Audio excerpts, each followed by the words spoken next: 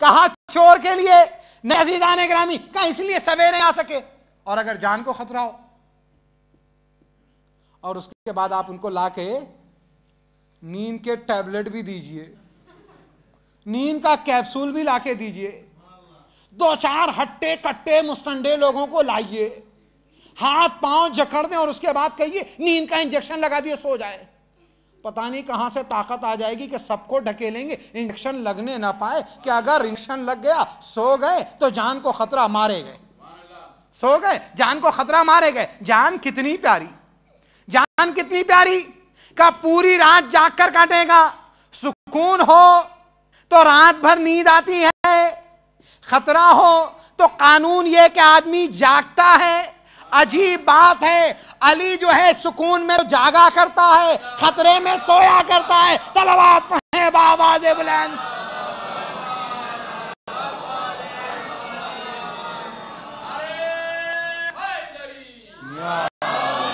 सुकून, सुकून के आलम में जागते हैं, खतरे के आलम में सोते हैं। अच्छा पूरी रात सोए, कहा आपकी जान को खतरा नहीं था। मैंने पूछा मौला आपकी जान को खतरा नहीं था, तलवारें हैं, दुश्मन बाहर हैं, एक साथ हमला होगा, जान को खतरा है, आप सो रहे हैं, बहादुर हैं। अभी बदरोहद की सनद नहीं मिली, याद रहे, हिजरत बदरोहद से पहले अगर मैं कह दूं तो तारीखी गलती मिंबर से हो जाएगी। हाँ आप बहादुर हैं, शुजा हैं, मगर या अली हमला होगा तो सबका जवाब दे सकते हैं, मगर जागते तो रहिए, सो क्यों रहे हैं? कहा सुनो, अगर काफिर को मोहम्मद अरबी पर ईमान है और वो ये कहता है ए नबी अगर आप कह दें कि पहाड़ के पीछे दुश्मन है तो हम मान लेंगे, मैंने नबी की जबान चूसी है, आलम इस्मत में साथ रहा हूं, मैं उनका जानशीन हूं। जब नबी ने कह दिया है कि ए अली तुम मुझसे मदीने आकर मिलना, जिंदा रहूंगा तो मिलूंगा।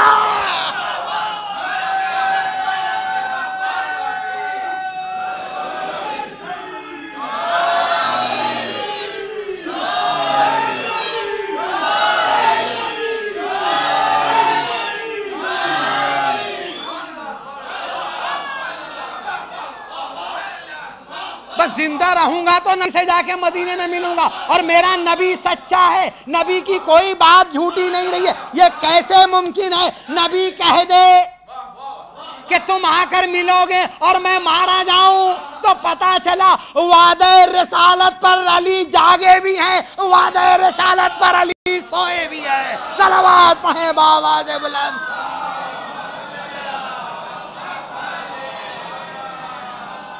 अजीजों, वादे रिसालत, करबला वादे रिसालत की तकमील का नाम है। करबला वादे रिसालत की तकमील का नाम है, और इस वादे रिसालत को या तो अली अदा कर सकते हैं या औलादे अली अदा कर सकती है। वादे रिसालत को या अली अदा कर सकते हैं या औलादे अली अदा कर सकती है। हुसैन करबला में पहुंच चुके हैं, हुसैन करबला में पहुंच चुके हैं, हुसैन के साथ लोग शरीक भी हो चुके हैं, अपने आए हैं, गैर आए हैं, दोस्तों को भी बुलाया जा रहा है। नहीं अज़ीज़ान गिरामी, हुसैन उस अजीम किरदार का नाम है, उस अजीम बाप के बेटे काम है कि हुसैन के साथ सफर के अंदर कायदा होता है। अजीजों, पहले जब लोग लंबा सफर करते थे तो गैर भी साथ तन्हाई के सबब काफिले में शरीक हो जाते थे, गैर भी तन्हाई के सबब काफिले में शरीक हो जाते थे। यह कायदा था। मैंने जब इस कायदे को पढ़ा हुसैन के करबला पहुंचने से पहले कि हुसैन के इस काफिले में गैर भी शरीक हो गए थे कि ये काफिला बड़ा था, तो मैं सोचने लगा अरे बादे हुसैन ज़ैनब की बहन जब काफिला लेकर चली तो सिर्फ गैर ही गैर तो थे, दुश्मन ही दुश्मन तो थे। अरे शिम्र था, खूली था, हसीन इब्ने नमीर था, सिनान इब्ने अनस था, चादरें छिनी हुई थी, हथकड़ियां पहने सैयद सज्जाद थे, बेड़ियां पहने थे, गले में तोके खारदार था। हाँ हाँ, हुसैन की चहेती सकीना ऊंट की पीठ पर बंधी हुई थी। अजीजों, कायदा जब ये था कि काफिले में अपनों के साथ साथ गैर भी शरीक हो जाते। हाय, कूफा तो ज़ैनब का अपनों का शहर था। हाय, कूफा तो ज़ैनब के अपनों का शहर था, अली का कूफा था, हसन और हुसैन का कूफा था। अरे इस कूफे में जब ज़ैनब बगैर चादर के आई, जब उम्मे कुलसूम बगैर चादर के आई, जब सैयद सज्जाद असीर बन के आए, मैं तलाश कर रहा था कि कूफे के घरों से शायद कुछ लोग निकलेंगे, इस काफिले में शामिल हो जाएंगे। कहेंगे ज़ैनब अपने भैया का पुरसा ले लो, सैयद सज्जाद अपने बाबा का पुरसा ले लो, मैं तलाश कर रहा हूं कि कुछ लोग आएंगे संभालेंगे, लेकिन कोई काफिले के साथ नहीं आता, कोई इस काफिले के साथ नहीं आता। हाँ चंद लोग हैं तारीख में मिला, लेकिन आखिर तक इस सफर में कोई शरीक नहीं। हुसैन के इस सफर में, इस काफिले में शरीक कौन होता है? मुसलमान नहीं है, कलमा गोई है, शिया नहीं है, वही पहले बैत नहीं है, लेकिन हाँ कौन है? एक ईसाई है। ईसाई राहिब उसका नाम, ईसाई है, वहाब कल्बी उसका नाम है। वहाब कल्बी शादी के बाद अपनी माँ के साथ, अपनी बीवी के साथ चला है, रास्ते में देखा कि एक बड़ा काफिला चला जा रहा है, छोटा काफिला था, बड़े काफिले से जुड़ गया। मैंने कहा वहाब तूने अपने आप को आखिरत से जोड़ लिया, अरे कतरे ने अपने आप को समंदर से जोड़ लिया, नजात के मुतलाशी ने अपने आप को दरियाए नजात से जोड़ लिया। बाजीजो वहाब कल्बी जुड़ गया, वहाब कल्बी की माँ जुड़ गई। ईसाई थे, नबी को मानते नहीं थे, कुरान पर ईमान नहीं रखते थे, यहां तक के हुसैन के चंद दिन के साथ ने वहाब की और वहाब की माँ की काया पलट दी। अब रास्ता बदल चुका है, मंजिल बदल गई है, लेकिन साथ छोड़ते नहीं है। हुसैन के साथ करबला में भी मौजूद हैं, यहां तक के अजीजों आगे बढ़े। 4 मुहर्रम को खैमे हटा दिए गए बरात के किनारे से। ए वहाब की माँ, अब तो हुसैन को छोड़ दो, जिंदगी सख्त हो रही है। लेकिन हाय किरदार हुसैन, वहाब की माँ ने, वहाब ने हुसैन को नहीं छोड़ा। 7 तारीख को आबो दाना बंद हो गया। नहीं अजीजों, आपने इन्हीं मिंबरों से जाकिरीन से सुना है, जज़ाकुमुल्लाह खैरल जज़ा, इन्हीं मिंबरों से जाकिरीन से सुना है कि करबला में हुसैन के घर का कोई बच्चा भी यजीद के लश्कर में नहीं गया। मैंने कहा हुसैन के घर के बच्चों की बात ना करना, मैं तो वहाब कल्बी की बात करता हूं, जो कल का ईसाई था, लेकिन जब हुसैन का हो गया तो भूखा रहना गवारा किया, प्यासा रहना गवारा किया, लेकिन यजीद के लश्कर में नहीं गया। 7 मुहर्रम, 8 मुहर्रम, 9 मुहर्रम, आशूर का दिन आ गया। हाँ रबाब अगर अली असगर को तैयार करे तो अपने सरपरस्त, अपने शौहर का ख्याल है। ज़ैनब अगर औनो मोहम्मद से कहे लाल अपने आप को कुर्बान कर देना, तो बहन को भाई से मोहब्बत है। हाँ अजीजों, अगर फरवा कासिम से कहे ए लाल अपने आप को चचा पे कुर्बान कर देना, तो आखिर देवर है। लेकिन मैं सोचता हूँ मादर वहाब का हुसैन से क्या रिश्ता, मादर वहाब का हुसैन से क्या रिश्ता। ए लाल जा अपने आप को हुसैन पर कुर्बान कर दे।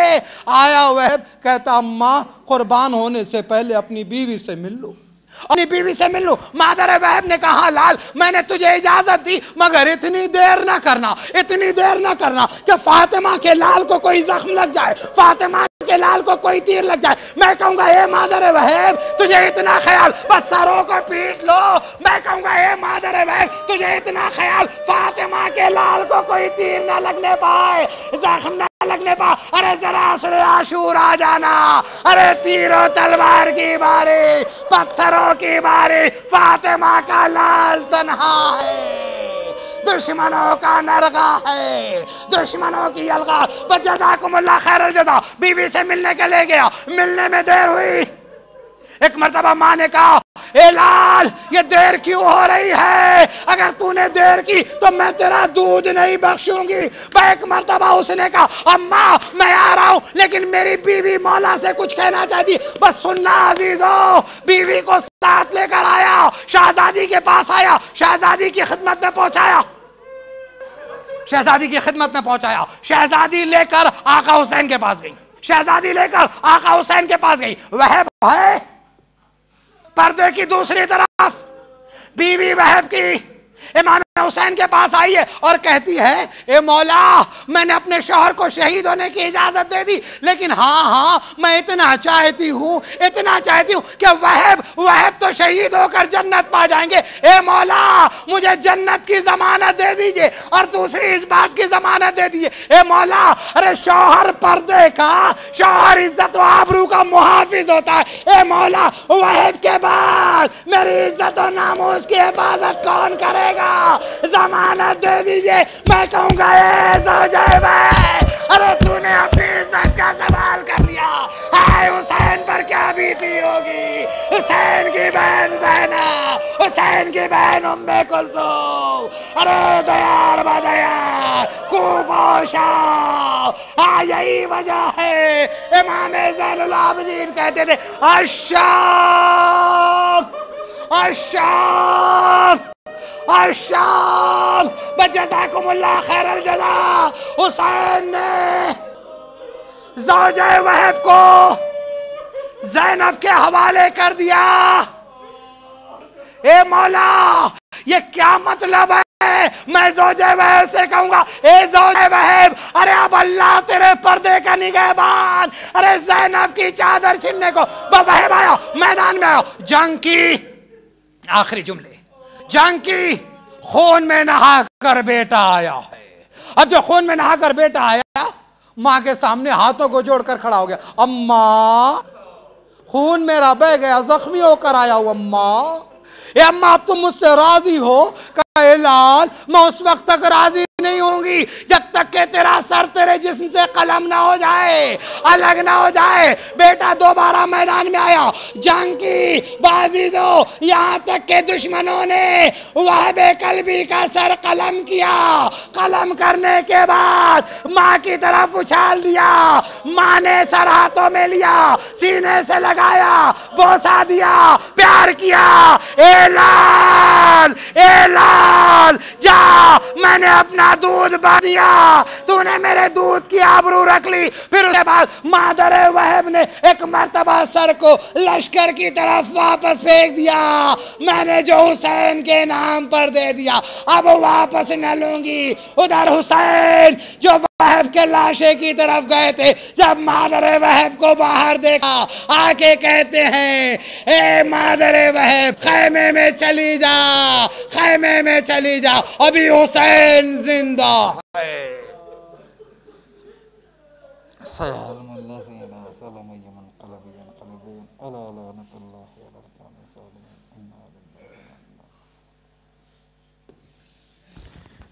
इन्ना लिल्लाहि व इन्ना इलैहि राजिऊन। रसूल तस्लीमन मातम हुसैन।